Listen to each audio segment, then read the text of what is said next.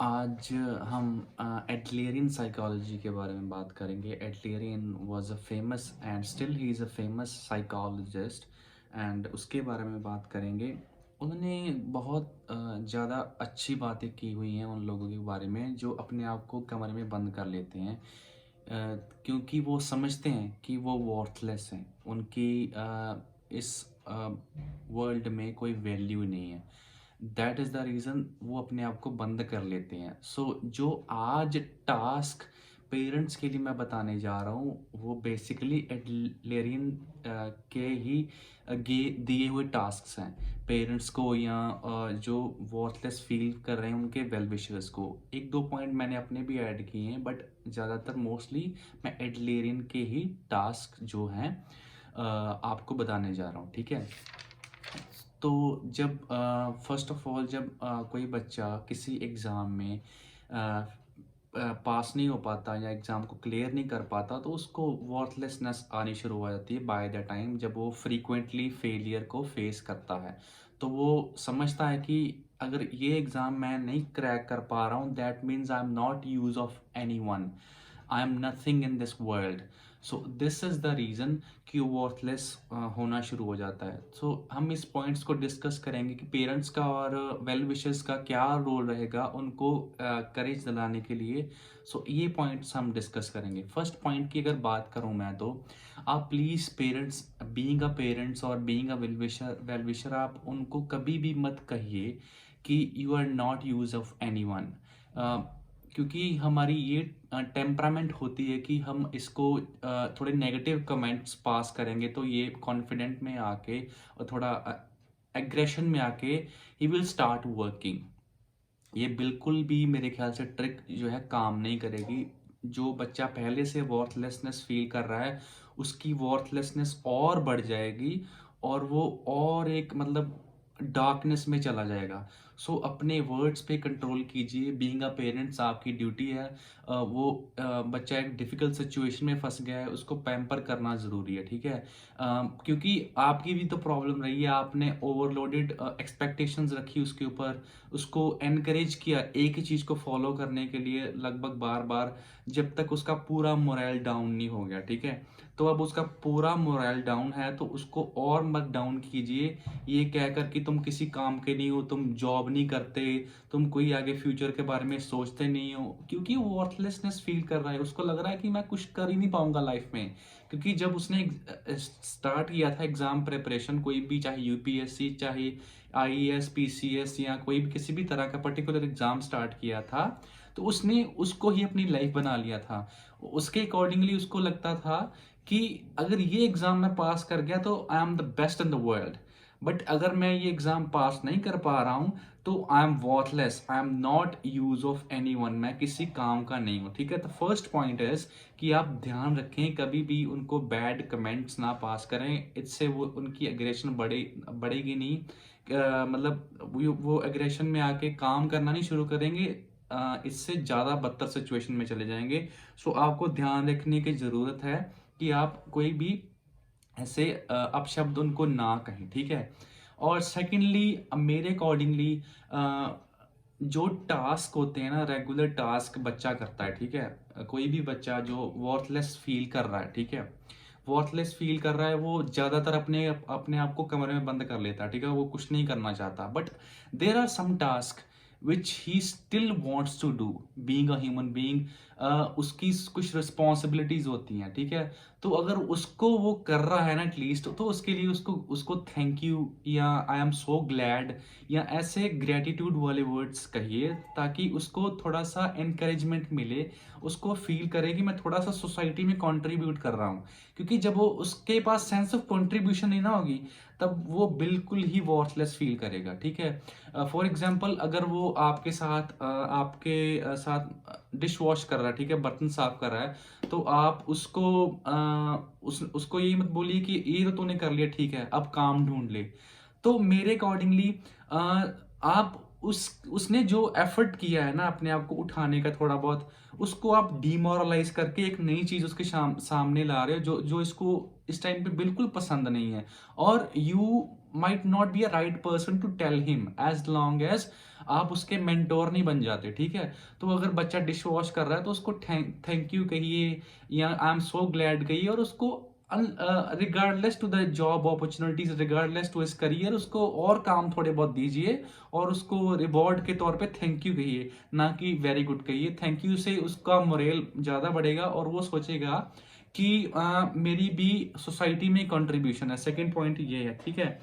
Third point ये है कि आप उसको बिलीव कराइए कि आपकी एग्जिस्टेंस जो है हमारी लाइफ में बहुत ज़्यादा है। आप उसको एज अ चाइल्ड मत ट्रीट कीजिए, आप ऐसे उसको ट्रीट कीजिए कि वो एक बड़ा वाइजर पर्सन है। उसको डिस्कशंस में इन्वॉल्व करिए, उसके साथ ज़्यादा से ज़्यादा वार्तालाप कीजिए, उसके साथ बैठिए और उसको मतलब थोड़ा सा लीड करने दीजिए कुछ टास्क में। Then he will start feeling that मैं भी सोसाइटी में कंट्रीब्यूट कर रहा हूँ, ठीक है। तो ये थर्ड पॉइंट है, ये भी बहुत दिमाग में रखना जरूरी, ठीक है। चौथी चीज जो होती है, जो मैंने फील किया बहुत इंपॉर्टेंट चीज है, ये मैंने खुद से रियलाइज की है कि हम what we usually do reference to our dreams with primary and secondary, but जो हमारा सेकेंडरी है वो हमारा प्राइमरी होना चाहिए। मेरे अकॉर्डिंगली लाइफ में बहुत सारे लोग टास्क रखते हैं कि अगर मैं आईएएस एग्जाम क्लियर कर लूंगा तो तब मैं जाके चैरिटी करनी शुरू करूंगा, जब मैं आईएएस एग्जाम क्लियर करूंगा तो मैं पियानिस्ट बनना शुरू करूंगा, या मैं योगा सीखूंगा, या मैं बॉडी डेवलप करूंगा। अगर आपके बच्चों में सेंस ऑफ वर्थलेसनेस हो गई है because of a particular exam, तो उसको उस टाइम पे तो थोड़ी बहुत विल होगी कि वो मतलब शुरू करे कुछ लाइफ में, ठीक है। बट वो मतलब वर्थलेसनेस की वजह से, वो नेगेटिविटी की वजह से वो शुरू नहीं कर पा रहा होगा, ठीक है। सो ये आपकी ड्यूटी है कि जो उसके सेकेंडरी ड्रीम्स हैं आप उनको अनरेवल करें और उनको समझाएं कि प्लीज आप इससे स्टार्ट करें, शायद आपकी लाइफ में पॉजिटिव चेंजेस आए। और देखिएगा एक डार्कनेस है उससे डिटैचमेंट होगी और एक नई न्यू जर्नी की लाइफ में न्यू जर्नी लाइफ में स्टार्ट होगी, उससे अटैचमेंट होगी और बच्चा खुद ब खुद रिकवर करना स्टार्ट कर देगा। आप देखते जाइएगा, ठीक है। मतलब आप एक चीज से हटा रहे हो ना, अगर आपको उसको बोल रहे हो कि आप नेगेटिव थॉट्स मत रखो, आप वर्थलेसनेस मत फील करो, तो आपको उसको किसी टास्क में जोड़ना पड़ेगा और वो टास्क उसके खुद के डिसाइडेड होने चाहिए, ना कि आप उनको दो, ठीक है।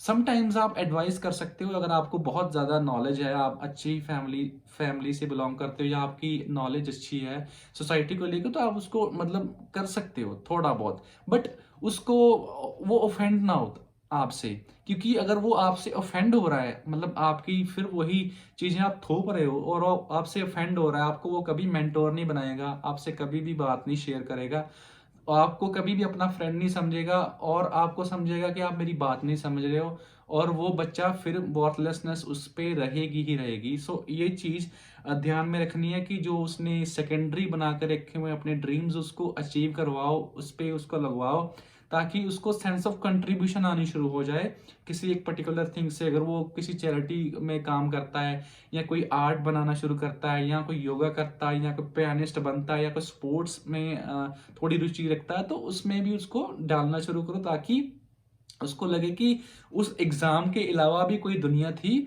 और मैं सोसाइटी को कंट्रीब्यूट कर रहा हूँ। That is the main thing which he must be thinking of about himself, ठीक है। सो ये था चौथा पॉइंट। अब हम पांचवें पॉइंट की बात करेंगे। उसके लेवल पे पहुंचने की कोशिश करो, बच्चे के लेवल पे पहुंचने की कोशिश करो। ज्यादातर जो बच्चे होते हैं जो अपने आप को वर्थलेस फील करते हैं ना, जो समझते हैं कि हम बिल्कुल सोसाइटी के लिए मतलब कलंक ही हैं, हमारे मतलब पास कुछ भी नहीं है, जो फ्री में बैठ के रोते रहते हैं ना। सो आपकी ड्यूटी पता क्या होनी चाहिए, आपकी बहुत सख्त ड्यूटी हो जाती तब, ठीक है। बच्चे की विल बिल्कुल नहीं होगी बात करने की, पता नहीं, एक कुदरती चीज है। जब आप बिल्कुल अपसेट हो जाते हो ना, तो तब आपका बोलने का मन नहीं करता, तो आपको थोड़ा पुश करना पड़ेगा, बच्चे को बुलवाना पड़ेगा, ठीक है। बट ये सारे टास्क जो मैंने बताए हैं ना, ठीक है, अगर ये करवाओगे ना तो बच्चे को थोड़ा सा लगना शुरू हो जाएगा कि मेरे में सेंस ऑफ कंट्रीब्यूशन है, मैं थोड़ा सा कंट्रीब्यूट कर रहा हूँ, तो वो थोड़े थोड़े स्टेप्स लेने चालू करेगा, ठीक है।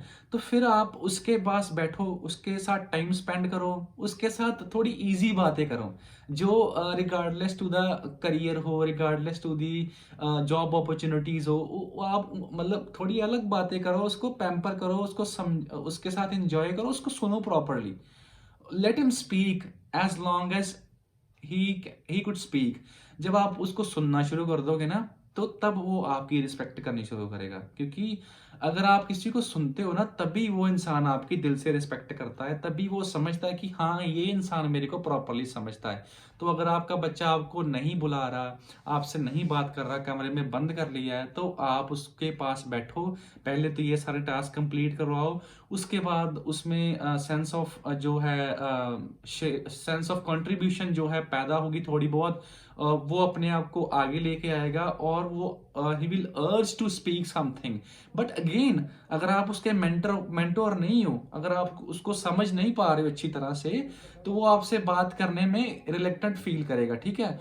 सो वो रिलेक्टेंट ना फील करे, ये आपकी ड्यूटी है। सो आपको उसको एनकरेज करना है उसके टास्क से ही, और आपको ये देखना है कि वो कब शुरुआत कर रहा है, और उसको सपोर्ट कीजिए पूरा, उसको सुनिए, try to be a good listener. उसके लिए एक अच्छे लिसनर बनिए। जब वो बोलना शुरू करेगा, तो अपने विचार सारे जो है वो आपसे साझे करना शुरू करेगा, और शायद आप उसकी हेल्प कर सको उस चीज में। तो ये पॉइंट भी ध्यान में रखने वाले जरूरी है, ठीक है। लास्ट में पॉइंट जो है, जो लास्ट पॉइंट सिक्स्थ है, वो एक साइकोलॉजिकली इम्पैक्ट डालता है, बहुत इम्पैक्ट डालता है, ठीक है। हम सोचते हैं कि जैसे हम कोई दवाई नहीं खा रहे, तो हमें कोई मतलब कॉन्क्रीट रिजल्ट्स नहीं मिलेंगे, या गुड रिप्रिकॉशंस नहीं मिलेंगे। बट मेरे अकॉर्डिंगली साइकोलॉजिकल प्रॉब्लम में ज़्यादातर सामने वाले के वर्ड्स बहुत काम आते हैं इंसान को ठीक करने में।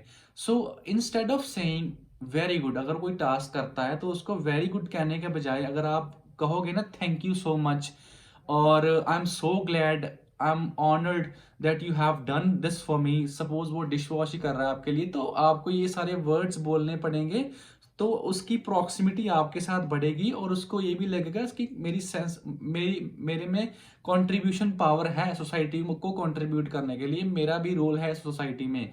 सो मैं अपने वो वाले डार्क लाइफ से बाहर आऊं, और नई लाइफ में अब एंटर करूं। सो जब वो सोचने लगेगा, तब वो अपने आप को कमरे से बाहर निकालेगा, तब उसको अपनी वर्थ पता चलेगी, और वो ठीक होना शुरू होगा, ठीक है। दीज आर सम पॉइंट्स, ये कुछ पॉइंट्स हैं जो पेरेंट्स को समझने की ज़रूरत है, उनको ध्यान में रखने की ज़रूरत है, क्योंकि पेरेंट्स का बहुत रोल हो जाता है जब बच्चा ऐसी सिचुएशन में पड़ जाता है, क्योंकि जब हमने एक चीज पे पूरा फोकस कर लिया, और उसका रिजल्ट नहीं अचीव हो पाया, तो ये मतलब ऑटोमेटिक सी बात है कि डिपेंडेंसी आपने उस चीज पे रख ली, उसने आपको रिवर्ट नहीं दिया, तो आप नेगेटिव बहुत ज्यादा हो जाओगे मल्टीपल फेलियर से या फ्रीक्वेंट फेलियर से, ठीक है। तो ये सारे टास्क जो है कहीं ना कहीं हेल्प करेंगे कमरे से बाहर निकालने के लिए किसी स्टूडेंट को या किसी बच्चे को जो अपने आप को वर्थलेस फील करवा के कमरे में बंद करके रखे हुए हैं, ठीक है। तो पेरेंट्स का सपोर्ट ही उनको उठाएगा। सो मेरी पेरेंट्स से रिक्वेस्ट है, अगर आप ये सब पॉइंट्स अप्लाई करते हो, ठीक है, तो बच्चे में डेफिनेटली इंप्रूवमेंट दिखेगी, और he will feel really good. Okay, so he will start talking to you. उसको लगना शुरू हो जाएगा कि हाँ, ये बंदा मेरे को समझ रहा है, मेरे फादर मेरे को समझ रहे हैं, या मेरी मम्मी मेरे को समझ रही है, या मेरा कोई रिलेटिव मेरे को समझ रहा है, तो वो उससे बात करना शुरू करेगा, क्योंकि उस टाइम पे उसकी मानसिक स्थिति कुछ चीज़ों को रिजॉल्व करने में इतनी अच्छी नहीं होती, तो शायद आपको बताएगा, तो आप अच्छी तरह से रिजॉल्व कर दोगे, ठीक है। वो चीज़ों का पहाड़ बना के बैठा होता है, थोड़ी थोड़ी डिफिकल्ट सिचुएशन का भी, तो आप उसको अनरेवल कर सकते हो, उसकी मतलब गांठें खोल सकते हो, तो इससे वो आपसे बात करना भी शुरू कर देगा, उसकी प्रॉब्लम्स भी कम हो जाएंगी, और वो अपने ट्रैक पे भी आ जाएगा, ठीक है। These are the points which I felt that I should share with you guys.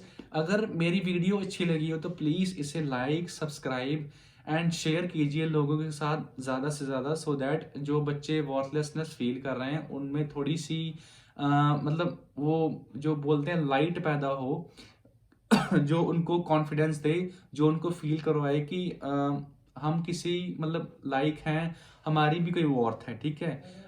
अगर आप करेंगे तब आपका बहुत-बहुत धन्यवाद होगा। Thank you so much.